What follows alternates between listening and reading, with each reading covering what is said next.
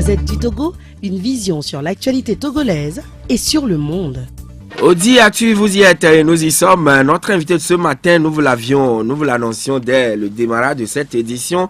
Il s'agit de Monsieur Spero Maoulé. Il est déjà avec nous, Monsieur Spero Maoulé. Bonjour. Bonjour Joachim, bonjour aux auditeurs de Victoire FM. Vous êtes le président du CACIT, collectif des associations contre l'impunité au Togo. Et l'association travaille toujours sur le terrain, j'estime. Absolument, nous sommes toujours présents dans la protection et dans la promotion des droits humains, surtout sur la lutte contre l'impunité et la corruption et la torture, mais également sur tous les droits humains, notamment les droits économiques, socio-culturels, les droits civils et politiques. Voilà, nous allons revenir amplement sur certaines mesures prises ou annoncées par le chef de l'État il y a quelques jours, notamment la libération de 454 détenus, mais ce sont des détenus de droit commun. On en parle tout à l'heure avec vous dans cette édition. Mais avant, allons d'abord en RD Congo, Monsieur Spero Maoulé. La présidentielle s'est déroulée dans ce pays. Les résultats ont été proclamés par l'institution à qui revient la prérogative de jouer ce rôle. Mais pourquoi les puissances occidentales sont toujours et très préoccupées par cette élection? D'abord, il faut rappeler que avant même les élections, il y avait déjà un climat de suspicion extraordinaire, étant entendu que la CENI ne semblait pas très indépendante. Ensuite, on ne semblait pas voir la vraie volonté de Kabila de quitter le pouvoir. Et enfin, il y avait toujours l'éternel problème des opposants, notamment l'autre qui a été renvoyé pour complot présumé contre l'État, Katumbi. Et donc, ça fait suffisamment d'éléments un peu disparates qui faisaient déjà que la tension était très vive.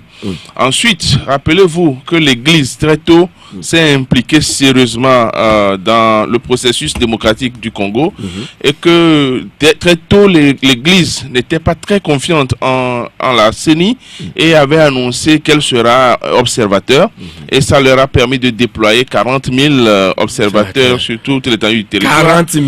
Oui, et donc ça voudrait dire que déjà on n'avait pas confiance en la CENI. Et donc c'est pour cela que ça n'étonne pas que les uns et les autres puissent porter des jugements de valeur sur ce qui s'est passé comme élection au Congo. Oui, mais quand même la France, beaucoup plus précisément ou nommément, n'a pas déployé des observateurs à titre personnel et singulier, mais elle rejette les résultats proclamés par cette CENI, même si elle n'est pas indépendante. Cela n'étonne pas. Vous savez que les Occidentaux, entre eux aussi, ont des courses pour être à la tête de ce que nous appelons le leadership du continent africain. Tous les pays européens l'ont perdu un peu au détriment de la Chine, qui a commencé une offensive de conquête coloniale. Et donc, c'est tout à fait normal que chacun essaie de se positionner dans la mesure du possible. Et rappelons également que le Congo est désigné comme le pays un peu à part du continent africain à cause de sa richesse, son étonnante richesse. Et donc, ce qui fait que c'est également un élément de convoitise pour tous les pays européens. Et donc, il faut être positionné par rapport à un opposant, le soutenir entièrement et voir dans quelle mesure le positionner pour qu'il soit à la tête du pays. Et donc, je crois que c'est ce qui s'est fait. Et Tshisekedi est apparu comme un peu en retrait de la France, pas très lié à la France, et puis surtout que son père a eu suffisamment, entre guillemets, de déboires avec la France. Donc tout à fait normal que quand la France a vu la coalition de l'opposition, j'imagine qu'elle a dû se positionner avec cette coalition-là. Parce qu'il y a Jean-Pierre Bemba, Moïse Katumbi, derrière Fayulu. Voilà. Et donc on espérait bien que ce soit lui, Martin, qui soit le gagnant des élections. Et puis subitement, on annonce que c'est plutôt Tshisekedi. Et les bruits ont en même temps couru que Tshisekedi avait signé un accord avec Kabila, un accord secret qui donnait encore à Kabila la possibilité d'être le maître derrière Tshisekedi. Donc ces bruits-là, on verra à la longue si ça peut être fondé ou pas. Mais ce qui est certain, c'est que chaque pays européen joue de sa carte pour maintenir la pression, le monopole. Oui, mais là s'agit-il d'une affaire de géopolitique ou carrément d'intérêt? Les deux. Les deux. C'est un intérêt géopolitique, mais qui est surtout à consonance économique. Ah oui. Rappelez-vous également que les États-Unis, même les États-Unis qui n'ont pas l'habitude de montrer leur présence dans les pays africains, Oui. les États-Unis n'hésitent pas à s'ingérer dans les histoires du Congo. C'est montrer que financièrement, économiquement, le Congo présente un intérêt extraordinaire. Oui, ben, tel que 16 puissances occidentales sont en train d'agir et aujourd'hui, surtout la France veut, vaille que vaille, imposer son pion. Est-ce que les élections ont encore leur raison d'être en Afrique? Les élections ont toujours leur raison d'être en Afrique. Je suis de ceux qui pensent que au-delà de ce que les Européens font, qui ne me donne pas satisfaction, ça c'est clair. Mais je pense que c'est assez correct. Au-delà de l'intérêt que l'Europe peut chercher pour l'Afrique, l'Europe cherche d'abord son propre intérêt. Ah oui. Et donc, c'est tout à fait normal que les pays européens usent de tous les moyens pour avilir continuellement l'Afrique.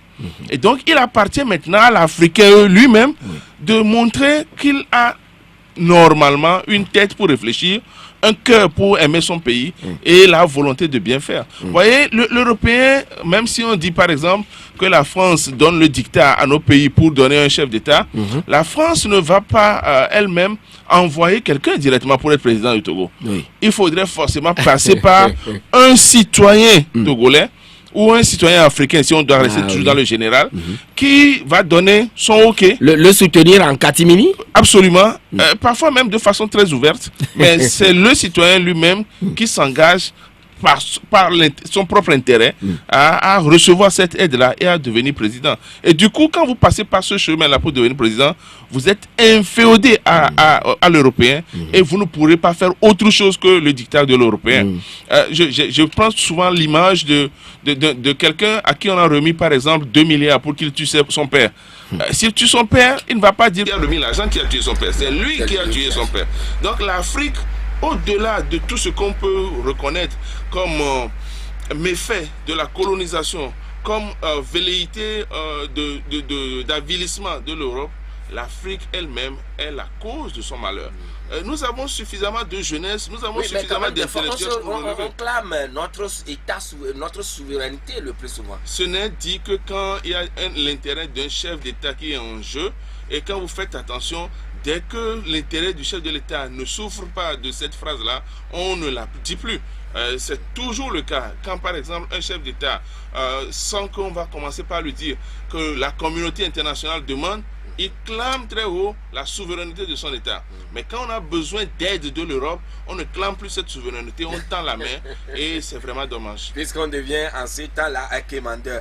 Oui, mais Donald Trump a contesté aussi, Donald Trump, je voudrais dire, a été contesté chez lui après son élection. Emmanuel Macron, actuellement confronté aux gilets jaunes, d'ailleurs il vient de faire encore une sortie pour satisfaire les Français. Mais les Africains n'ont placé aucun mot vis-à-vis de ces chefs d'État de ces puissances occidentales. Mais pourquoi eux, ils veulent coûte que coûte faire l'inverse chez nous en Afrique? Pourquoi? Mais c'est ce que je disais. S'ils ne disent rien et que par exemple Tshisekedi est finalement investi, ça veut dire que si Tshisekedi est vraiment l'allié des Canadiens, comme on le dit, la France a perdu sa notoriété au niveau du Congo. Oui, mais quand même, la France n'est pas le pays colonisateur de la RD Congo, c'est la Belgique. Peu importe, quand vous allez par exemple à Kinshasa, vous verrez nettement l'influence de l'Europe sur le Congo. C'est un pays qui est extrêmement riche et donc c'est les multinationales qui font la vie du Congo. Et ces multinationales, évidemment, sont soutenues par leur État parce que c'est de l'argent que ça ramène dans leur pays. Et donc, chaque pays essaie de protéger sa multinationale en imposant sa façon de voir les choses au Congo. Et je crois que c'est là également que l'Église catholique, qui en principe est censée être neutre, doit encore jouer de tout son poids pour essayer de donner une vraie démocratie au Congo. C'est pour ça que je dis très souvent que nos problèmes en Afrique semblent être limités simplement à la conquête du pouvoir. Non, on a d'abord à asseoir une mentalité démocratique, une façon de faire qui donne la primauté au droit, à la bonne gouvernance ou à la gouvernance opportune, avant de chercher à mettre quelqu'un. Si on fait les institutions de façon à ce que ça fonctionne normalement, les personnes vont perdre un peu de leur suffisance et ça va permettre à nos pays de fonctionner. Vous voyez, par exemple, quelle que soit la bonne volonté de Macron, Macron ne peut pas décider, ou aucun militaire français ne peut décider de protéger Macron en usant des armes. Parce que les institutions ne permettent pas ça. S'il le fait, il est sauté dans les 24 heures. Malheureusement, dans nos pays africains, c'est les chefs d'État qui font les règles, c'est les chefs d'État qui les font appliquer, et les gens sont à la solde de ces chefs d'État dans leur intérêt personnel, qui ne ressemblent plus à l'intérêt du peuple, et donc c'est tout à fait normal que les choses n'aillent pas bien. Et finalement, tu portes à croire comme si les chefs d'État seraient dans un royaume où c'est eux qui décident. Voyez un peu comment ils viennent au pouvoir. Il n'y a que quelques rares qui sont venus avec la souveraineté de leur pays. La plupart, c'est parce que, étant placés par le colonisateur, au détriment d'autres citoyens qui peut-être semblent être les meilleurs, naturellement, quand ils viennent, ils doivent rendre compte, ils sont redevables à leur chef et ils font des concessions à des chefs. Vous allez voir, par exemple, une multinationale, je donne un exemple au hasard comme ça, allemande, qui est en concurrence avec une multinationale française dans un pays, sans voir fondamentalement ce que propose cette multinationale pour l'intérêt des populations, on va désigner l'une des deux multinationales en fonction du positionnement de son gouvernement par rapport au chef d'État de ce pays-là.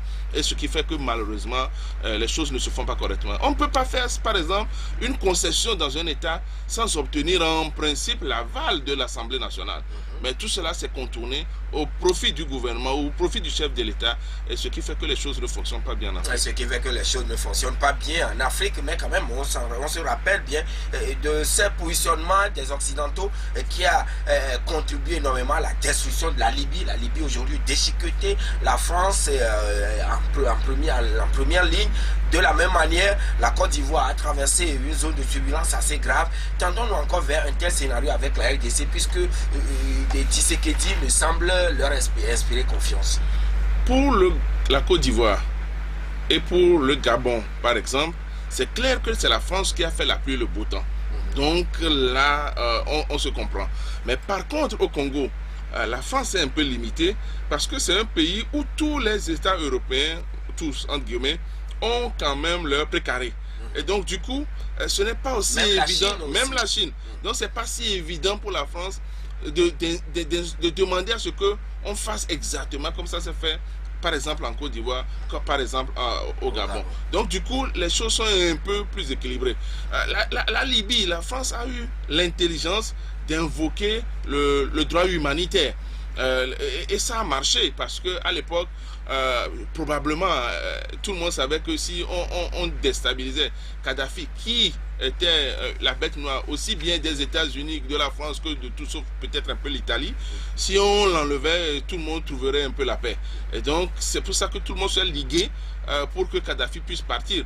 Et rappelez-vous les images qu'on a eues au lendemain de la mort de Kadhafi. Des pétroliers géants qui étaient accostés à la côte libyenne pour pomper le pétrole de la Libye.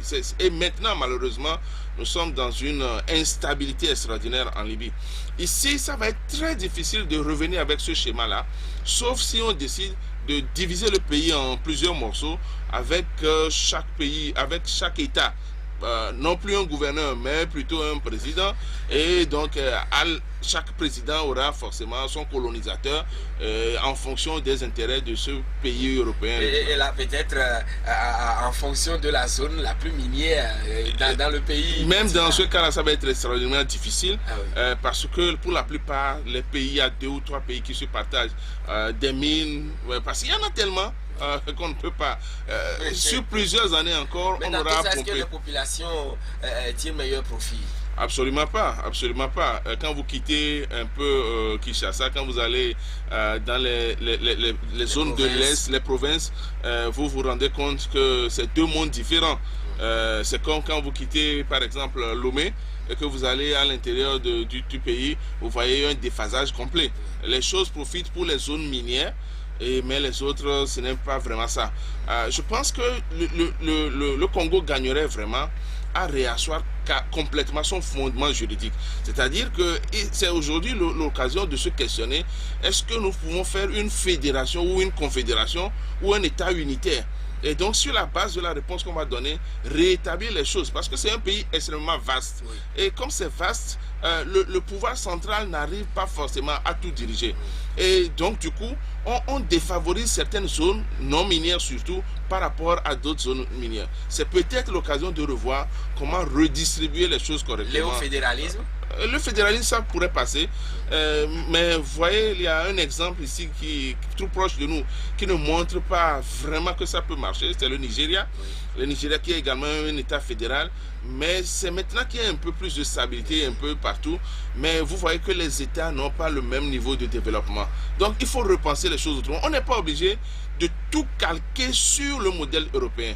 On tire le modèle de l'européen, mais on configure ça par rapport à nos propres réalités. Africaine. Voilà, et je pense que les choses peuvent marcher chez nous. Revenons donc au Togo. D'abord, un monnayeur a été froidement battu. Il est de la quarantaine, bien sûr, a été froidement battu samedi par des malfrats. Et ces malfrats se sont volatilisés avec leur butin. On nous parlait de 500 000 francs CFA selon les témoins. Alors, Monsieur Spero, pourquoi ces derniers temps on assiste à ces braquages à visage découvert? Les gens font usage d'armes à feu et puis ils tuent des Togolais impunément. Bon, je me permets d'abord de présenter les condoléances à la famille de cet homme qui a perdu la vie pour de la pacotille. 500 000 francs pour tuer quelqu'un, je pense que c'est vraiment déplorable. Aucun montant, c'est vrai, ne peut justifier qu'on tue quelqu'un, mais 500 000 francs, c'est franchement dérisoire pour qu'on puisse tuer quelqu'un. Au-delà de cela, c'est un peu... mon inquiétude n'est pas dans ce sens-là. Mon inquiétude, c'est notre système sécuritaire. Vous voyez, depuis quelques temps, on fait des rafles extraordinaires où on prend des gens, on dit il faut montrer votre carte d'identité pour qu'on vous libère sur le champ, ou alors sur base de témoignages, 48 heures après, on peut vous laisser partir, etc. Mais pourtant, la criminalité ne descend pas. Le grand banditisme continue. On a quitté un peu plus, on est arrivé un peu à gérer le banditisme lié aux petits vols, comme les vols de moto, tout ça là. Je pense que ça c'est quadrillé par la forte présence des militaires dans le pays. Mais comment on n'arrive pas alors à prendre les gens armés? Et c'est ça qui est l'inquiétude. Et qui en font usage. Et qui en font usage. Et le plus souvent à visage découvert. Oui, et c'est simplement après leur départ que l'armée ou la police arrive sur les lieux. Le plus souvent. Le plus souvent. Et je pense qu'il faut revoir carrément notre système sécuritaire, concentrer un peu plus d'efforts à régler ce problème-là, qu'à régler le problème des manifestations publiques. C'est vrai que l'ordre public est vraiment prioritaire. Mais le système sécuritaire aujourd'hui pose problème. Vous voyez, ce qui va arriver après, c'est que les investisseurs vont fuir puisqu'ils ne sont pas en sécurité. Si à chaque fois que je dois quitter, par exemple, mon lieu de production pour aller à la banque, et que je dois avoir 1 million, et que je crains qu'on puisse m'attaquer sans avoir la protection, sans avoir la protection de l'armée, de la police et de la gendarmerie, je crois quand même qu'il y a un problème. Aujourd'hui, ce n'est que ça qu'on voit. Devant les banques, on voit les gens attaquer avec des armes à visage découvert et partir, et jamais on ne nous a annoncé que finalement on est arrivé à les atteindre. Or, Lomé est en principe quadrillé suffisamment pour qu'on puisse prendre. Prenez quand, par exemple, il y a eu les problèmes des armes qui ont circulé à Sokoré, on nous a rassuré que tout sera pris, toutes les mesures seront prises pour qu'on puisse récupérer rapidement ces armes-là. Est-ce que c'est les mêmes mesures qu'on applique à Lomé actuellement en faisant des rafles? On ne sait pas, mais dans tous les cas, le résultat n'est pas probant. Ah oui, le puisque la criminalité continue. On fait les rafles, mais la criminalité continue. Absolument, absolument. Apparemment, peut-être que les rafles ne tombent dans les rafles que les citoyens innocents, puisque malheureusement, là que ça continue, ça voudrait dire que les armes sont toujours là. Et normalement, dans un pays où on n'a pas d'armes, si on n'a pas d'autorisation, c'est très facile de savoir en principe qui a une arme ou qui ne l'a pas, et c'est très facile de pouvoir récupérer. Je crois que le Togo a suffisamment d'outils informatiques et matériels de sécurité pour pouvoir très facilement arrêter cela. Bon, maintenant, est-ce que c'est... Mais les patrouilles mobiles, pourquoi ils n'arrivent toujours pas à poursuivre ces gens qui viennent le plus souvent à moto? Le cas d'Assigame, c'était à moto. Absolument. Le cas de Bay, c'était la même chose. À moto. Le cas de la Fédération togolaise de football, c'était es à moto, partout c'est la moto. Ce qui m'étonne, c'est que par exemple, si vous faites, si par exemple les gens là quittent Lomé et qu'on dit qu'ils se dirigent vers par exemple Bakida, il y a au moins un camp quelque part là-bas. D'ailleurs même au niveau de rond-point, le rond-point du Absolument, port, il y a quand même une barrière absolument. imposante là-bas. Donc en principe, Lomé, je ne pense pas qu'on puisse avoir du mal en principe à arrêter ces gens-là. Donc pour arriver à bout de ce braquage, disons de ce grand banditisme, il faut explorer toutes les pistes possibles. Mais commençons. Peut-être des gens qui détiendraient légalement l'arme ou bien les armes peuvent aussi se donner le vilain plaisir d'aller faire ce genre de trucs. Je pense que nous sommes à un stade où le ministre de la Sécurité et le directeur de la police doivent faire leurs preuves. C'est à eux c'est eux qui ont été à l'école pour arrêter le banditisme. Donc c'est à eux de nous montrer que l'argent du contribuable qui est envoyé pour soutenir la police et la gendarmerie, ce n'est pas de l'argent gaspillé. Donc c'est à eux de pouvoir nous montrer ça. Chaque jour, surtout quand il y a les manifestations pacifiques à Lomé, on voit circuler plein de véhicules de la police à utilisation du carburant. Donc, quand il s'agit d'une opinion politique ou de quelque chose qui a trait à la politique, on met les moyens. Les agents de sécurité arrivent rapidement à maîtriser la Absolument. situation. Donc, arrêter et interpeller les gens. Donc il faut que la police nous montre qu'on peut mettre fin très rapidement à cette criminalité-là pour que le citoyen togolais soit en paix. Oui, nous devons être en bonne santé, jouir d'une parfaite santé avant de pouvoir vaquer librement à nos activités. Deuxième cas de décès de la fièvre hémorragique à virus Lassa, c'est à Langabo, je crois dans la préfecture de Anié ou quelque part là-bas. Alors, ceux qui étaient dans le véhicule sont actuellement très activement recherchés. Que faire selon vous pour contenir l'imminence du risque de propagation de cette maladie très contagieuse et qui tue d'ailleurs? Je pense que rien ne vaut une sensibilisation dans ce cas-là. Il faut sensibiliser les gens. Il ne faut pas inquiéter inutilement les gens.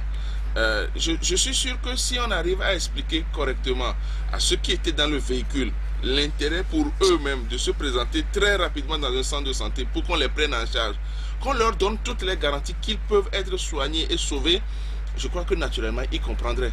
Si on leur explique ce que ça peut engendrer pour eux et pour leur propre famille d'abord, le fait de ne pas arriver, je crois que ça porterait du fruit.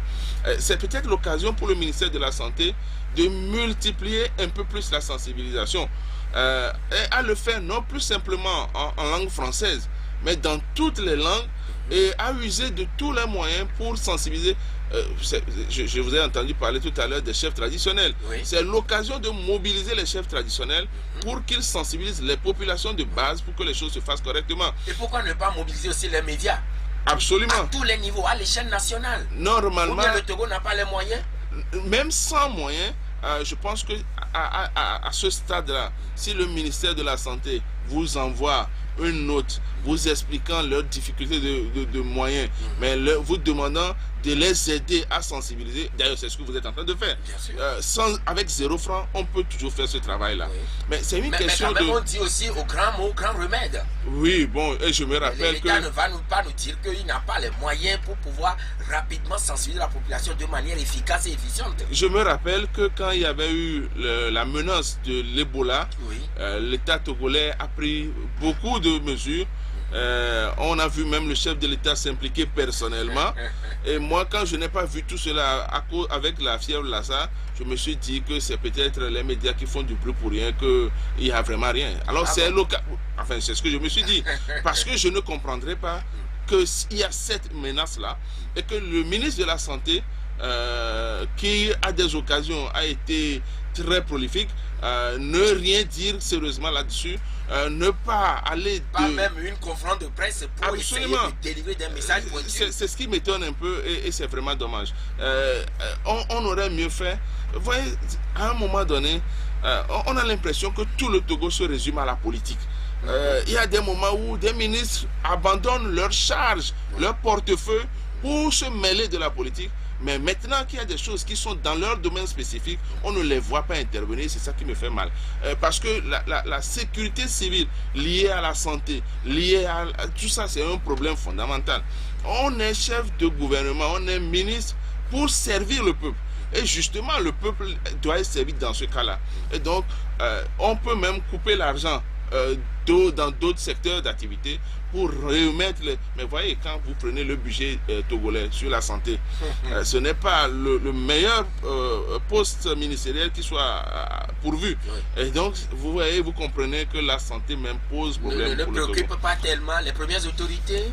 En tout cas, ils n'y mettent pas les moyens. D'ailleurs, les centres de santé en disent long. Absolument. C'est pour ça que je dis, ils ne mettent pas les moyens. Maintenant, est-ce que ils ne sont pas préoccupés? C'est ce qui apparaît. Ah, mais voilà que la fièvre hémorragique à virus Lassa a attaqué une inconnue d'une vingtaine d'années. Est-ce que on sait à qui, bien de quelle famille est issue cette dernière? En tout cas, jusqu'à ce que ça ne devienne une pandémie, j'ai l'impression que le gouvernement ne prend pas les mesures adéquates pour régler ce problème-là. Et c'est vraiment dommage. Je sais qu'en général, ils écoutent votre radio. Bien sûr.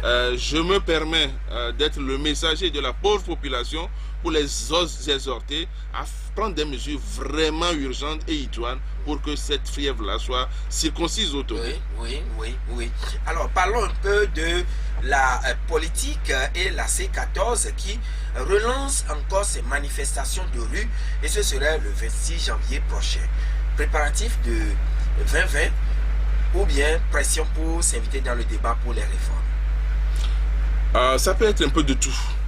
C'est vrai que je ne suis pas dans les arcanes de la C14, mais je pense que stratégiquement, cette coalition a intérêt à se manifester très tôt pour que la population togolaise ne rentre pas, par exemple, dans une apathie et ne les reconnaisse plus. Oui. Et donc, dans tous les cas, je savais qu'on ne peut pas finir le mois de janvier sans que la C14 ne se signale.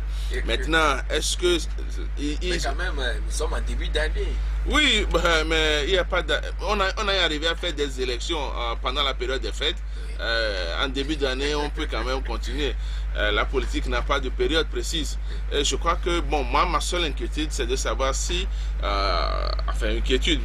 si on prendra toutes les mesures pour que la population togolaise ne perde pas encore plus son pouvoir d'achat. Parce que cette crise sociopolitique-là, ça fait longtemps qu'elle perdure, ça fait longtemps qu'elle a dégarni le panier de la ménagère. Oui.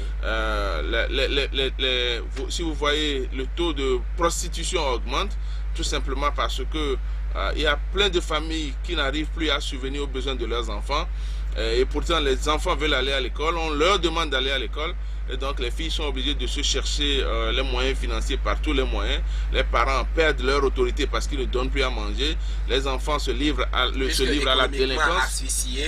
Absolument.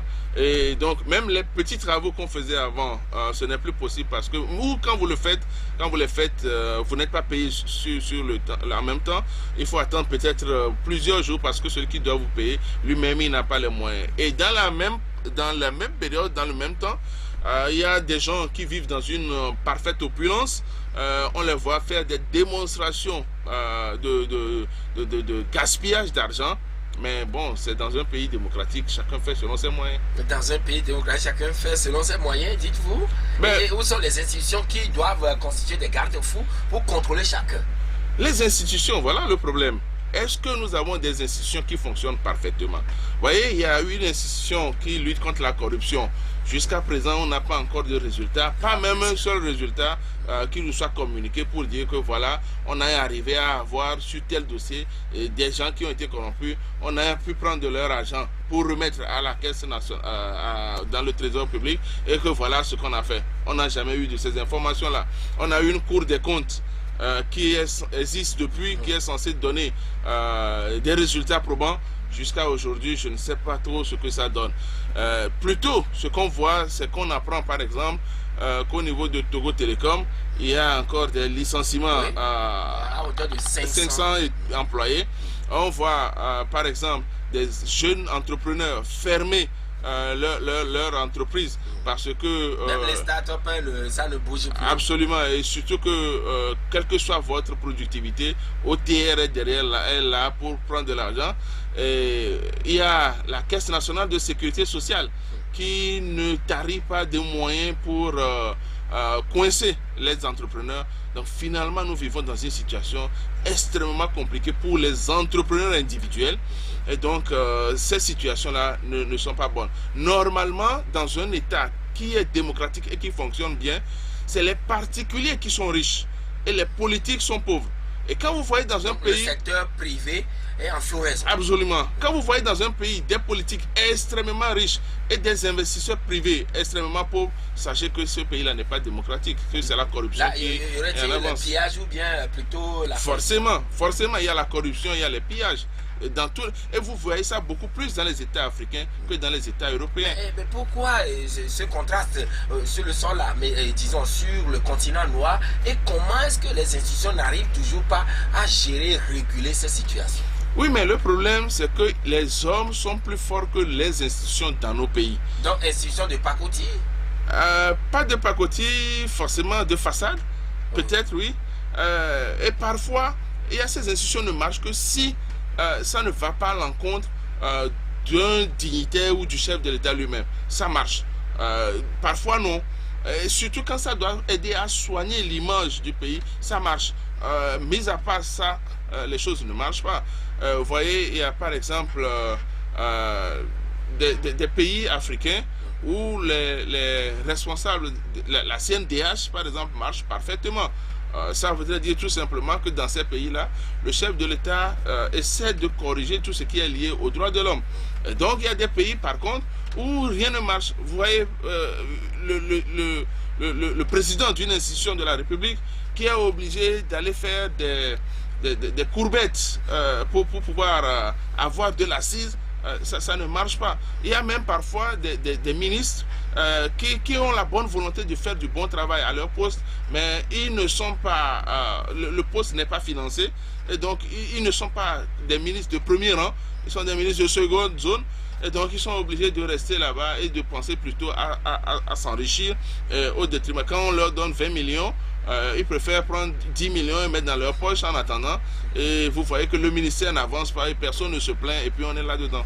Monsieur Spiro Maoulé, maintenant que la C14 annonce manifester encore dans les tout prochains jours, faudrait-il ou bien serait-il susceptible peut-être envisageable pour le gouvernement d'appeler la C14 à une table de discussion, de négociation pour que du moins on puisse permettre à cette année qui est électorat, c'est-à-dire une année la veille donc des élections présidentielles, pour que les populations économiquement poussent un ouf de soulagement en attendant 2020.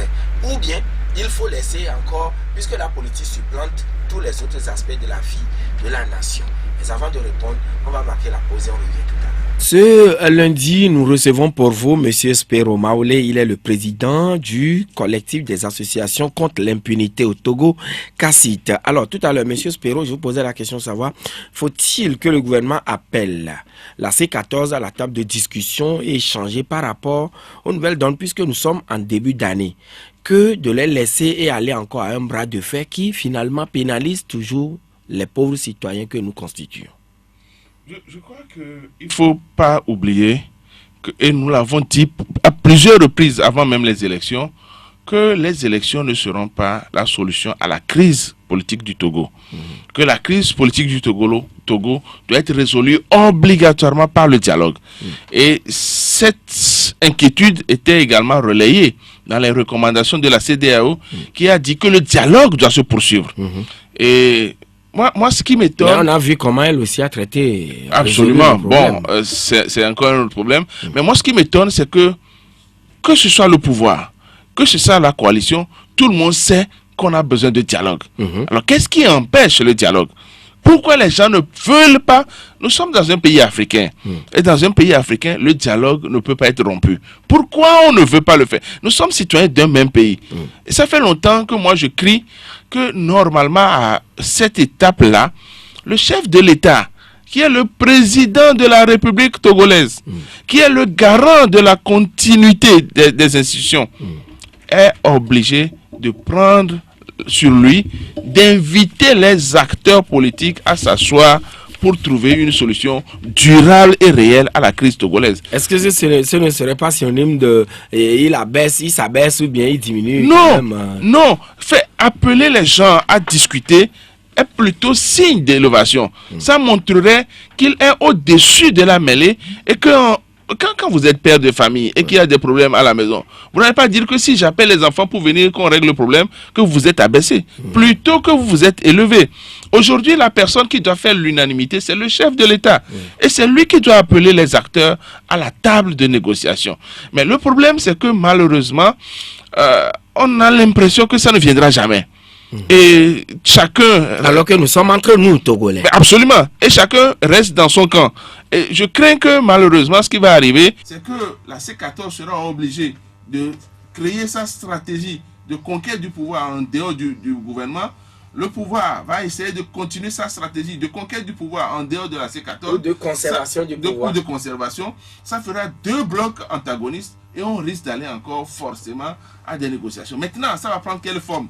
Maintenant que la C14 semble renier la CEDEAO, et ça veut dire que si la CEDEAO les invite, ce n'est pas encore sûr qu'elle est de bon cœur et qu'elle va avoir à donner sa bonne volonté. Alors on ira vers qui?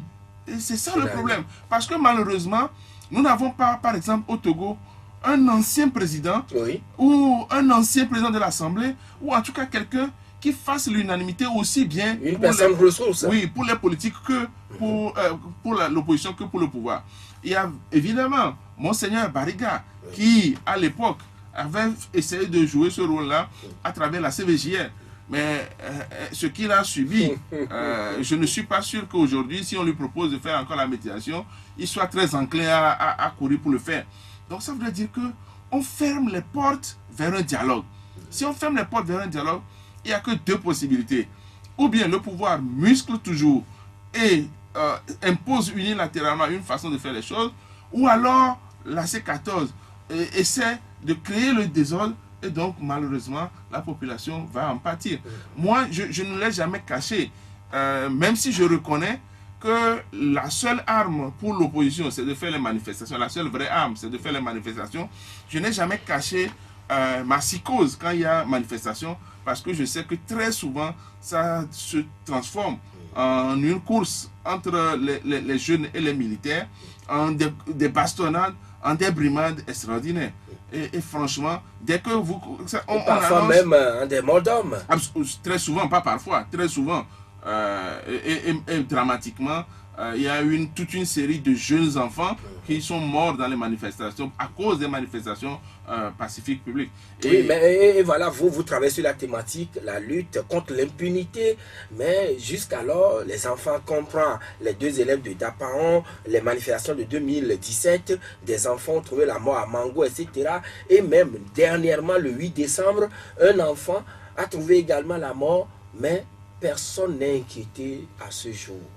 Ben, nous sommes là, nous portons plainte, nous demandons, nous faisons les plaidoyers pour que l'État puisse ouvrir les enquêtes indépendantes et donner des résultats. On ne les a pas.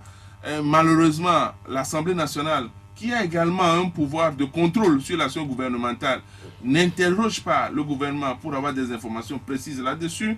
La CNDH, qui est une institution de la République, qui est chargée des droits de l'homme, n'a pas les moyens de faire une enquête pour pouvoir trouver les auteurs et pouvoir prendre des mesures. Et finalement, on a l'impression que la population est laissée pour compte. Et c'est le triste constat que nous faisons. Nous, on a les... Oui, mais quand même, cela ne dit rien, ni à la C14 qui organise les manifestations, ni au gouvernement qui est censé protéger les populations. Bon, je ne dirais pas que ça ne leur fait rien, mais en tout cas, ils ne montrent pas, les deux côtés ne montrent pas leur intérêt pour la population togolaise. Et ça, franchement, c'est vraiment déplorable. On a vu, c'est vrai, la C14 rendre visite aux blessés, apporter des vivres et des non-vivres aux blessés, c'est vrai. On a vu le gouvernement sortir des communiqués dans lesquels ils disent qu'ils déplorent le fait qu'il y ait des blessés, etc. Mais fondamentalement, ça ne change rien. La seule chose qu'il faut faire... Chaque fois, il y a des gens qui meurent. Absolument. Est-ce qu'on est là pour aller présenter des condoléances ou bien dire que voilà... La seule chose qu'il faille faire, qui serait utile pour cette population-là, c'est tout simplement éviter les marches. Et comment éviter les marches? En faisant de vraies négociations ou en prenant des vraies décisions pour que les choses avancent. Aujourd'hui, tout le monde est d'accord sur une seule chose. C'est clair que le problème qui bloquait, c'était le problème de la réforme constitutionnelle. On se rappelle que le gouvernement, à l'époque, je crois que c'est un porte-parole du pouvoir qui avait dit que nous on a voulu faire les réformes, mais c'est l'opposition parlementaire qui bloquait les réformes. Aujourd'hui, l'opposition parlementaire n'est plus là. Donc je suppose qu'on va pouvoir faire les réformes. Lesquelles? Est-ce que ce serait ce que le peuple attend? C'est-à-dire exactement le test que le Sénégalais nous a proposé, qu'on va avoir. Si oui, ou bien la proposition ou le projet envoyé par le gouvernement. Donc on attend de voir ça. Mais aujourd'hui, le pouvoir, le parti au pouvoir n'a plus d'échappatoire puisque il y a plus normalement un blocage. Je crois qu'ils ont 59 sièges. Si on prend les pros qui sont indépendants, qu'on mélange... Au total 18, ça donc fait déjà 77. Et donc en principe, la majorité des 4/5e, on peut les avoir pour faire les réformes. Donc on attend de voir quel type de réforme on va avoir. Maintenant, au-delà des réformes, il y a des actes à poser. Et ces actes-là doivent être des actes de réconciliation. Pas de réconciliation du genre, on va nous demander des cérémonies de libation un peu sur toute l'étendue du territoire. C'est ce qui, à l'époque, j'avais dit que ça n'avait pas de sens. Ça, je continue pas de dire que ça n'a pas de sens. Parce que celui qui a fait une faute, si la personne ne reconnaît pas la faute, vous pourrez faire les meilleures cérémonies de libation, le problème demeure. Donc, ils doivent faire leur mea culpa. Mais les gens doivent pouvoir présenter des excuses au peuple togolais et accepter de ne plus tuer les enfants, de ne plus tuer les citoyens togolais.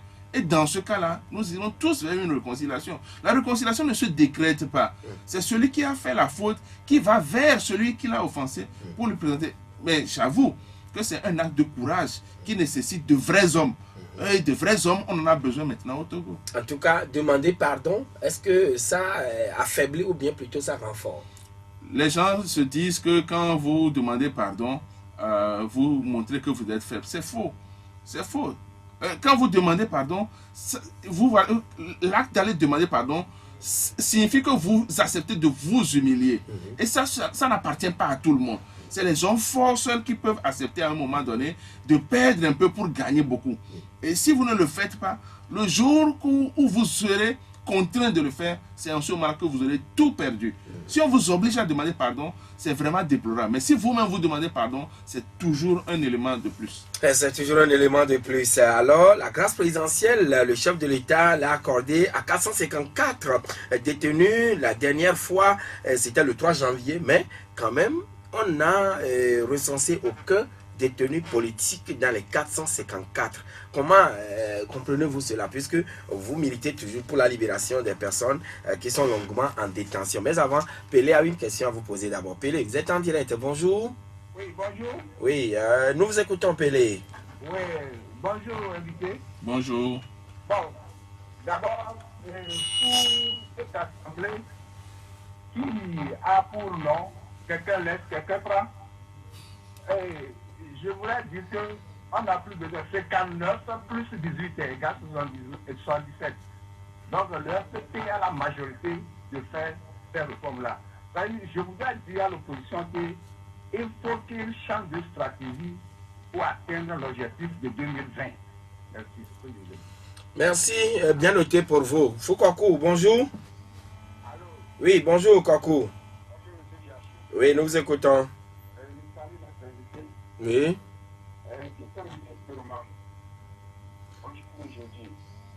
Pardon? Oui. Avec le thème qu'on va déposer. Parce que la dernière fois, le ministre Yac avait dit concernant les jeunes qui étaient sortis pour taper les gens, qu'on appelle M. Peter Tawala appelé leurs jeunes. M. Barra avait dit qu'il n'y a pas eu de plainte jusqu'à ce jour. Je voulais savoir aujourd'hui, est-ce que vous avez déposé les plaintes à bonne et du forme? Et secondo, concernant toujours l'impunité, lorsque les journalistes donnent des informations vraies, donnent des informations fausses là, est-ce que vous ne pouvez pas porter plainte contre ces journalistes? Par exemple, la dernière fois, concernant le général Félix Katanga qui était sur les lieux de manifestation, y avait des journalistes qui défendaient simplement que le général Katanga n'était pas au pays, qui était en mission hors du pays. Et voilà que le général Yassir est venu nous dire que le général Katanga était parti sur le terrain. Qu'est-ce que vous pensez de ce genre? Merci beaucoup. Bien noté, cher ami.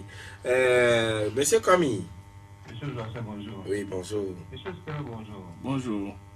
J'aimerais vous poser cette question. Vous parlez d'une enquête indépendante.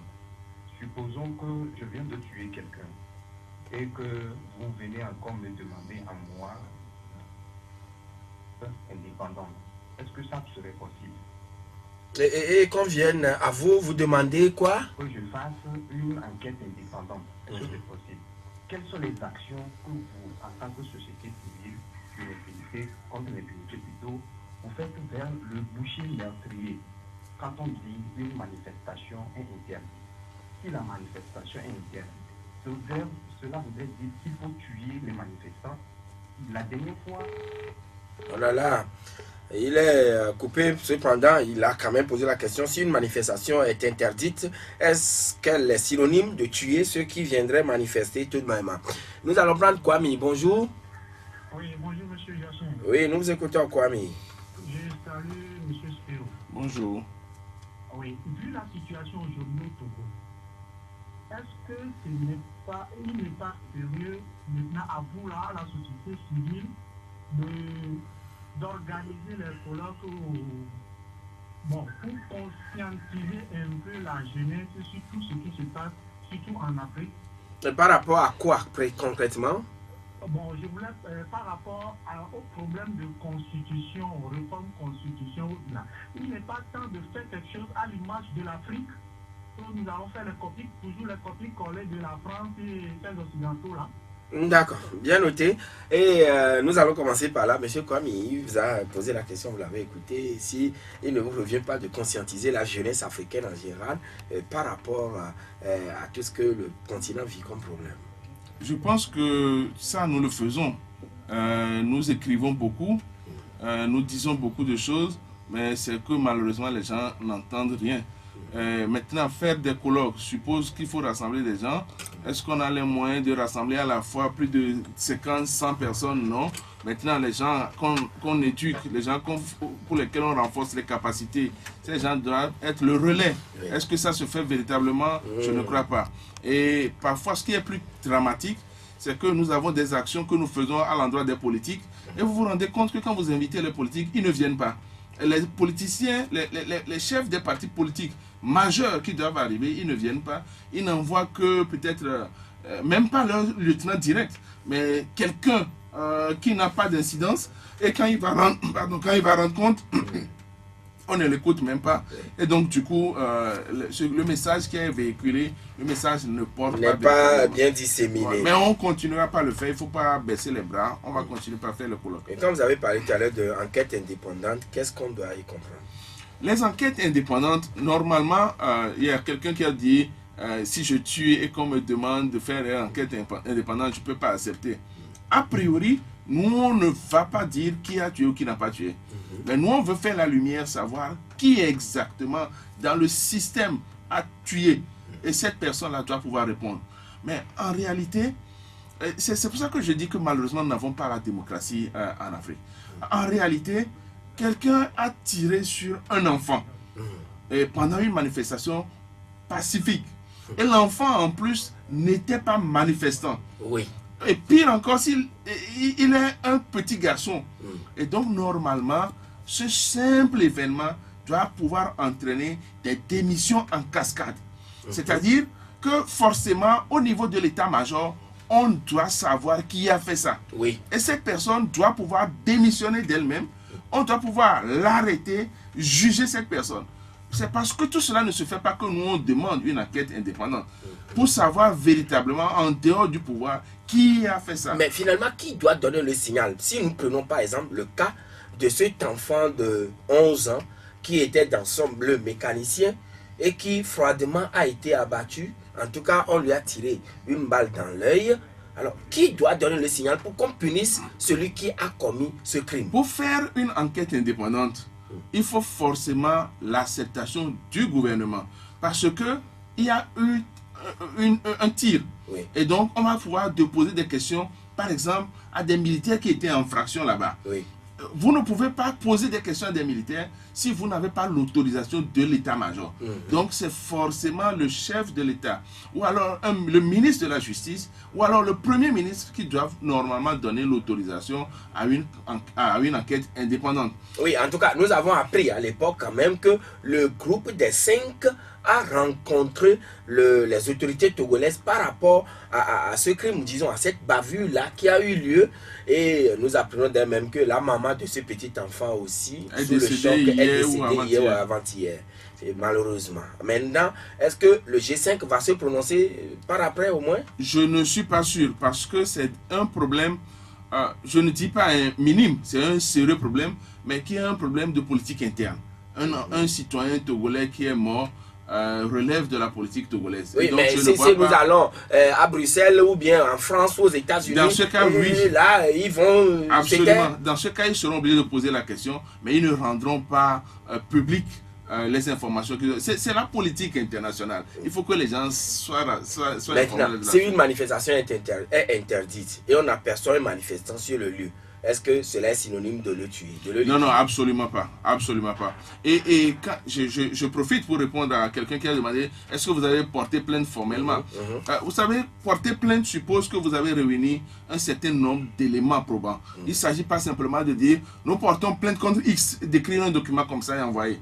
Nous, au niveau du CACIS, nous essayons toujours d'étayer la plainte avec des éléments qui sont à notre disposition. Vous faites des enquêtes Nous aussi. faisons des enquêtes à notre niveau, nous faisons un dossier que nous envoyons. Et nous ne sommes plus liés simplement à demander qu'on rende justice au niveau du Togo. Nous avons la possibilité de porter plainte au niveau de la CEDEAO. Nous avons la possibilité de porter plainte au niveau de la Cour de l'Union africaine. Nous avons la possibilité d'aller devant les instances onusiennes. Nous avons tout ce Par exemple, la CPI. Nous pouvons aller jusque-là, sauf que le Togo n'ayant pas signé le statut de Rome, le traité de Rome, ça n'a pas d'impact direct. Bon, maintenant, actuellement, pour le cas de l'enfant, de l'incident qui est survenu le 8 décembre, à Guazongo, ou Togo, je ne sais plus trop, oui, 8 décembre à maintenant, je crois que c'est un peu trop tôt pour dire qu'on a finalisé le document, mais vous savez que le crime est imprescriptible, que ce soit aujourd'hui ou demain, nous porterons forcément cette plainte-là. Et est-ce qu'il faudra porter plainte contre les journalistes qui donnent des fausses informations selon l'auditeur? Normalement, ça dépend. On a 2 catégories de fausses informations. Si c'est une fausse information contre quelqu'un, c'est celui-là qui doit porter plainte. Nous, nous ne pouvons pas nous substituer à la personne pour porter plainte. Bon, maintenant, c'est vrai qu'on peut essayer de dire aux journalistes de faire correctement leur truc. Il y a, je crois, l'OTM. Et je rappelle également qu'on ne va pas se cantonner uniquement sur les réformes constitutionnelles. C'est un tout. La CVJR, dans ses recommandations, a demandé les réformes constitutionnelles et institutionnelles. Nous y ajoutons les réformes électorales. Parce que les élections locales vont bientôt arriver. Les élections... Et là, ce sera un grand dilemme pour la C14. Si on l'annonce dans le contexte actuel, est-ce que la C14 pourrait prendre part à ces élections locales? Si l'organisation est faite toujours par la même CENI, dans les mêmes conditions, la C14 doit être conséquente avec elle-même et ne pas y aller. Parce que si vous avez dit à un moment donné que les élections sont mal organisées, donc nous n'y prendrons pas part, si c'est toujours mal organisé, vous devez pouvoir dire vous n'y prenez pas part. Maintenant, il appartient à la C14, c'est les politiques. Oui. Elles ont leur stratégie, qui n'est pas toujours forcément une stratégie raisonnable.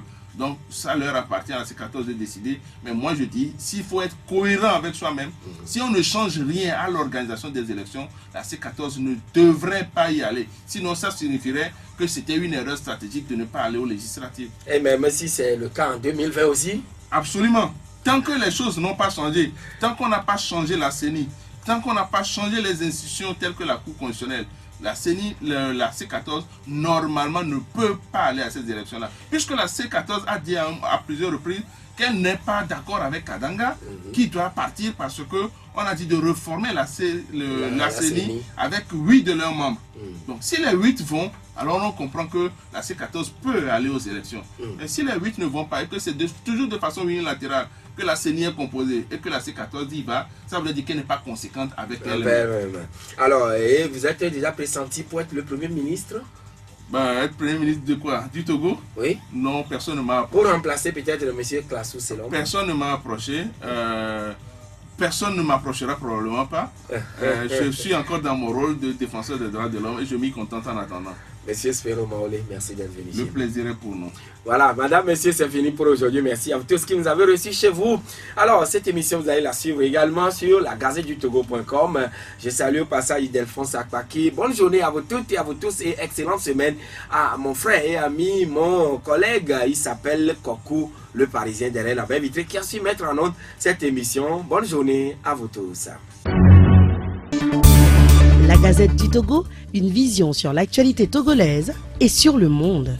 Rejoignez-nous sur le www.lagazettedutogo.com ou sur nos comptes Facebook, Twitter et YouTube. Pour tout contact, écrivez à contact@lagazettedutogo.com ou appelez le 92 80 88 53. La Gazette du Togo, c'est l'information en continu.